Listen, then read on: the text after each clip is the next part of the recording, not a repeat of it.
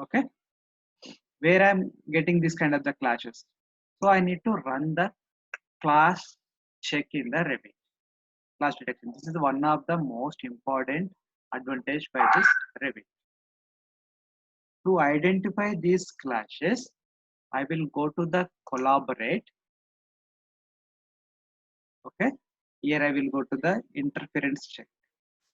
Here run interference check. So here I will select left side all, or let's say left side duct, and duct fittings, flex cool ducts. This side also duct fittings, ducts, and flex cool ducts. All kind of things. I can use terminals as well. That's a different. Okay, make it okay. When you click it okay, I am getting the report. See, this is the duct rectangle type. ID is 1995. When you select, this duct is clashing with this duct. If you click show directly, it will zoom in particular area.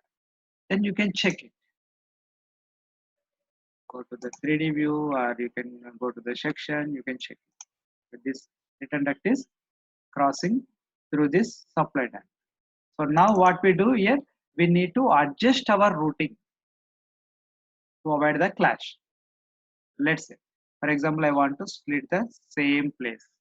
Go to the modify, use the split command, use the split. So what is the duct size per year? 400 by 400. Same, I will use the 400 by 400.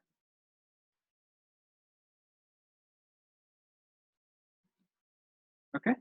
Now I need to connect this duct to this duct. Right. Let's say I will go little bit back. Okay. Create similar. End of this duct to, I will go there and I will connect like, right. For example, you see,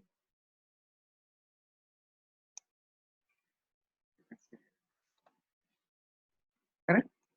So even though what is happening, again it's clashing with this branch. So what I do, I will increase height of this duct here. So increase the duct, what I do, I will go to this section. Okay. Here supply and return are the both are in the same elevation. Let's say I will move my supply duct to the down by using the arrows, or I can move my return duct to the top, or else I will run my duct from the below the supply duct. This is also possible. Okay, so to make it, I will go with one section here, the other section like this. Try to understand how I'm going to do it. See, 5. Right? Here I have the supply duct. I want to disconnect this. Okay, let's say I want to bring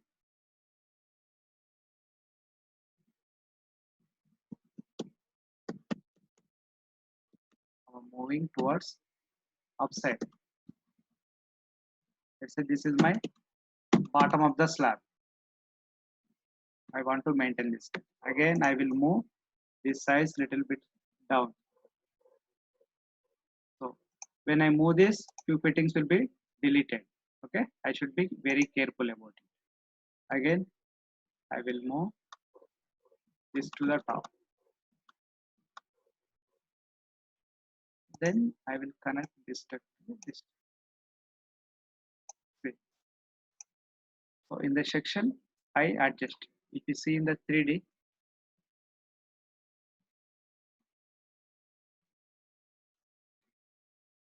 did you see? Is there any clash?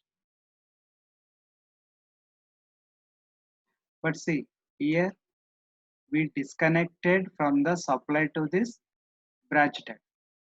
Again, we need to check very carefully about it. Just to go to with the section,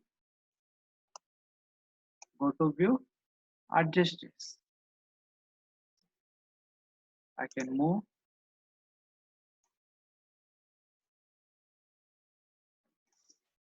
Okay. So here also I have the problem, right? I can move this duct directly middle up to mid. We need to adjust, or else you can use arrow keys in the keyboard, up and down arrows. Okay. We need to adjust manually. There is no automation method for it.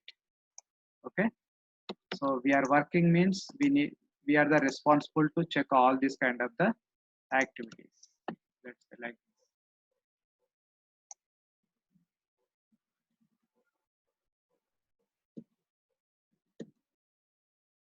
okay.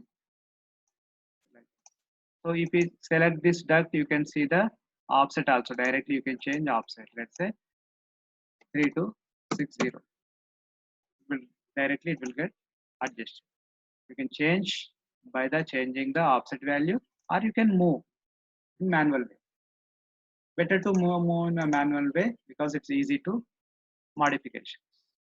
So in this way, we connect the supply and return. Okay. So now I want to convert this connection into the flexible duct. Go to system in HVAC. See, in HVAC we have very few options. One is the duct, one is the convert flex. These fittings already we are getting automatically. No need to use this option. Right? Diffusers, just to place a diffusers, we are using it. Only these commands. If you see architecture, we have a lot of commands. Compared to the architecture, see, HVAC is a very easy, but only thing is we need to put our manual efforts to make this model. So always changing the sizes, adjusting the T and tabs, and converting these flexible ducts. These things only identify the clashes. Like only we have the manual efforts, but commands point of view we have the very few commands. If you know these commands, you can draw. Now I'm going to the convert to the flexible duct. So let's say I want to use a 300 mm. Now I want to convert. Let's say for example somebody may get doubt. Let's say I have one more diffuser here. Copy. For example, I want to copy here. I want to connect this diffuser to this duct with a flexible duct. Okay. Let's say I'm going to create similar. I want to make small piece of the resid duct. Okay. Automatically get connected. Now I will delete these things. I will use the flex duct. Select the flex duct. Use the diameter of the duct. Okay. From end of this duct to origin. Directly you can draw the flex. You will get the warnings. No need to worry about the warnings. Directly you can draw the flexible. But system type is supply. You can see the color difference. We need to change the system type to the return. We can convert the flexible duct, or you can draw the flexible.